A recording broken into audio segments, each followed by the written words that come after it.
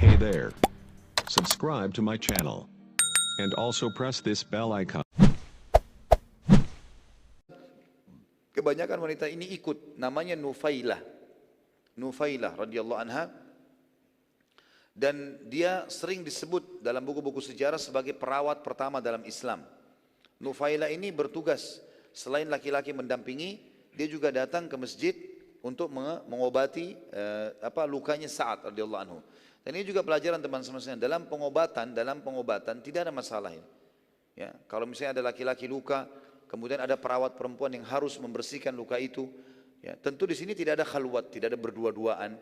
Ya, tetap saja walaupun pengobatan ini perlu ada di tempat yang mungkin di rumah sakit ada orang lain dan seterusnya. Begitu juga dokter laki-laki boleh menangani pasien perempuan. Ya. Itu sudah terjadi di peperangan-peperangan Nabi alaihissalam. Suatu hari teman-teman sekalian, pasukan musuh sepakat menyerang dengan cara apapun. Sudah hari ke-40, waktu itu sudah jenuh pasukan musuh, maka Abu Sufyan mengatakan kita harus serang. Enggak bisa lagi kita diam. Dengan cara apapun. Maka mereka lalu menyerang dengan secara massal dari seluruh penjuru parit. Tanpa henti, anak panah dilemparkan.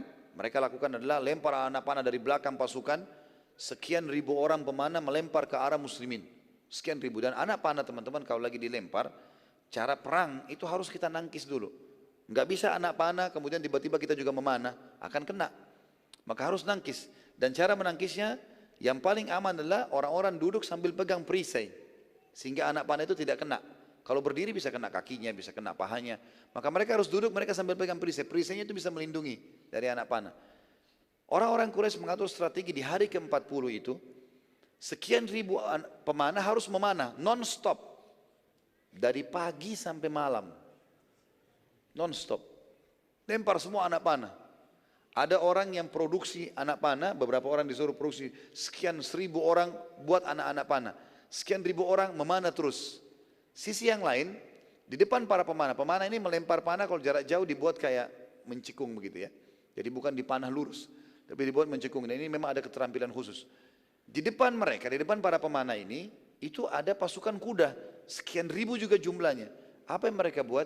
Mereka sengaja menyentak-nyentakkan kaki kuda mereka supaya tanah jatuh ke parit. Seperti itulah. Tapi mereka berhasil pada saat itu melakukannya karena muslimin lagi sibuk nangkis panah-panah ini. Panahnya non-stop. Seperti itulah strateginya pada saat itu. Saya tulis di sini, saya bilang suatu hari pasukan musuh sepakat menyerang dengan cara apapun. Maka mereka lalu menyerang secara massal dari seluruh penjuru tanpa henti. Baik dengan serangan kuda yang berusaha melewati parit, juga menyentakkan kaki kudanya sehingga parit terpenuhi dengan tanah kembali. Dan juga dengan anak-anak panah yang tidak berhenti-henti terserang ke arah muslimin. Serangan ini dimulai dari selepas sholat duhur sampai maghrib. Mulai dari duhur, siang, sampai maghrib dan matahari terbenam. Pada saat pasukan musuh berhenti menyerang, Umar bin Khattab mendatangi Nabi SAW sambil mengatakan, demi Allah wahai utusan Allah, sungguh mereka para musuh telah menyibukkan kita. Sampai-sampai saya tidak mengerjakan sholat asar kecuali sekarang sebelum maghrib ini. Baru saya selesaikan. Jadi luar biasa, bayangkan tersibukkannya sampai tidak sempat sholat berjamaah mereka. Karena musuh lagi menyerang terus. Asar dikerjakan oleh Umar bin Khattab pas menjelang maghrib. Dan sudah maghrib, sudah gelap, pasukan musuh berhenti gitu. Nabi SAW mengatakan, kalau aku wahai Umar, bahkan belum mengerjakan sholat asar. Nabi SAW sendiri belum sholat waktu itu. Karena berada di depan parit. Dan tidak bisa. Bergerak sedikit kena panah. Panah non-stop gitu. Ya. Maka Nabi SAW pun menanyakan kepada para sahabat, siapa yang belum sholat asar? Ternyata cukup banyak yang belum sholat. Maka Nabi SAW mengimami mereka sholat asar sebelum mengerjakan sholat maghrib. Lalu setelah sholat asar, Nabi SAW sholat asar dulu kemudian baru sholat maghrib. Dan kejadian ini teman-teman diambil juga sebuah hukum syar'i. Bila seseorang terhalangi sholat sampai akhir waktu dengan udzur syar'i, maka ia boleh saja tetap mengerjakannya dengan berurut. Dari yang tertinggal dahulu barulah yang telah masuk waktunya. Misal ada orang di atas kapal ombak besar terjadi. Kapal tergoncang-goncang, nggak mungkin sholat. Gimana caranya? Dia harus berpegang. Kalau enggak ini bahaya, bisa berbahaya buat dia. Misal terjadi ombak dari waktu sholat sehingga tiba waktu sholat yang setelahnya. Sekian jam, dia nggak sempat sholat. Maka dia boleh sholat ini. Nggak ada masalah. Atau ada orang pingsan. Atau dia dibius operasi. Ternyata obat biusnya tidak selesai kecuali sampai dia sadar sudah waktu sholat yang akan datang masuk. Maka boleh dia kerjakan pada saat itu. Tapi tetap berurut. Kayak kasus tadi misalnya, asar tertinggal tapi udzur syar'i. Kemudian maghrib masuk, maka tetap asar dulu baru maghrib. Nggak boleh maghrib dulu, tetap berurut walaupun dia sudah lewat waktunya. Tapi ini sekali lagi ya teman-teman sekalian, orang yang punya udzur syar'i. Udzur syar'i, jangan dikarang-karang. Lalu Nabi SAW setelah itu berdoa di malam itu juga. Setelah sholat maghrib, para sahabat mendengarkan beliau mengatakan, Ya Allah, tutupilah rasa khawatir dan aurat kami. Orang Arab biasa membahasakan aurat ini adalah diri, keluarga, dan harta. Jangan sampai musuh berhasil menguasai kami. Ya Allah, zat yang telah menurunkan kitab Al-Quran, zat yang telah mengatur awan-awan, sangat cepat hisapnya, zat yang mampu mengalahkan pasukan sebanyak dan sekuat apapun, porak-porandakanlah mereka. Dan doa Nabi SAW diijabah oleh Allah Subhanahu Wa Taala. Dan ini juga pelajaran teman-teman. Lihat ya, bagaimana Allah Subhanahu Wa Taala menjawab ijabah doa hamba-hambanya. Tadi Nabi sudah berdoa ya, porak-porandakan ya Allah. Lihat bagaimana jawaban doanya Nabi, ya, yang Allah kasih. Ada satu pimpinan Quraisy namanya Naim ibn Mas'ud. Naim bin Mas'ud ini teman-teman seperti dutanya Quraisy. Duta. Ada di pasukan Ahzab. Keluar dari Mekah, bencinya sama Islam luar biasa. Emang mau berperang. Dengan hikmah Allah, doa Nabi SAW tadi diijabah. Apa yang terjadi? Tiba-tiba Naim bin Mas'ud melempar anak panah. Di situ ada tulisan.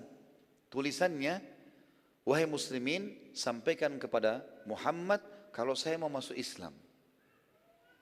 Tiba-tiba mau masuk Islam. Enggak ada angin, enggak ada apa ini. Sudah 40 hari, ini malam, hari ke-40 di malam harinya. Gitu kan. Saya mau masuk Islam. Nabi ditanya Nabi SAW, bagaimana ya Rasulullah? Kata Nabi SAW, baiklah. Berikan dia jalan. Kasih tangga, turun, sekarang datang. Betul-betul Naim datang sendiri. Dan di tengah malam, sepertiga malam, kayak kita sekarang sudah jam 3, orang semua Quraisy lagi tidur, nggak ada yang tahu. Nabi SAW sambut dia. Begitu datang, langsung tidak pakai bicara. Hai Muhammad, saya mau masuk Islam. Syahadat. Asyhadu an la ilaha illallah wa Rasulullah. Sudah syahadat, para sahabat bertanya, hai Naim, bagaimana bisa kau masuk Islam? Dia bilang, hati saya tersentuh malam ini untuk masuk Islam. Malam ini. Sebelumnya benci Islam ini. Dan ini contoh ijabah doa dari Allah SWT. Bagaimana Allah mengijabahnya. Nanti kita lihat bagaimana perannya Naim bin Mas'ud mengacaukan pasukan Ahzab. Satu orang ini jadi kacau semua ini. Naim bin Mas'ud ini, waktu ditanya sama sahabat, bagaimana kau bisa masuk Islam? Dia bilang, saya tersentuh masuk Islam. Dan saya selama berhari-hari melihat kebesaran di sini, kebesaran Allah. Terbukti kita sudah nyerang dengan segala macam cara, dengan kekuatan tidak bisa menembus kalian. Lalu kata Naim, ya Rasulullah, tidak ada satupun musuh ini di depan yang tahu tentang keislamanku. Maka perintahkan apa saja, saya akan lakukan. Kata Nabi SAW, wahai Naim, kau hanya sendiri, satu orang. Apa yang bisa kau lakukan? Bila engkau mampu memecah belahkan mereka, lakukanlah. Dan ini juga berarti menandakan teman-teman, orang Islam dilarang memecah belah. Kecuali pasukan musuh. Pasukan musuh kacauin aja. Gitu. Maka kata Naim, aku akan melakukan ya Rasulullah. Dan ada pepatah bahasa Arab teman-teman yang berbunyi begini. Irsil hakiman wala tusi. Artinya, kirimlah orang yang cerdas dan bijaksana dan tidak usah diwasiatkan. Enggak usah ajar. Salah satu hal yang Nabi SAW sering lakukan, beliau sering menunjuk sahabat yang tidak perlu banyak instruksi menjelaskan ke dia. Nabi SAW bilang misalnya, kamu si fulan pergilah ke sana bunuh si fulan. Udah selesai. Nabi nggak ajarin caranya, dia sudah tahu caranya bagaimana. Sampai ada sahabat, nanti kita akan pelajari juga dalam sirah kita, membunuh satu kepala suku, itu dengan cara Nabi cuma bilang, siapa yang mau bunuh si fulan, saya Rasulullah. Kata Nabi pergilah. Dia pergi sana, setelah itu dia bunuh kepala suku tersebut, dia kembali. Nabi tanya, bagaimana caranya kau bunuh? Ya Rasulullah, saya bergabung sama mereka, sampai saya menjadi orang kepercayaannya. Kata Nabi, bagaimana kau sholat? Dia bilang, saya sholat dengan isyarat mata. Orang ini. Di pasukan musuh, dia nggak bisa salat. Kalau dia salat jadi masalah. Kan gitu. Tapi Nabi SAW tidak salahkan itu. Ini di camp musuh. Ya.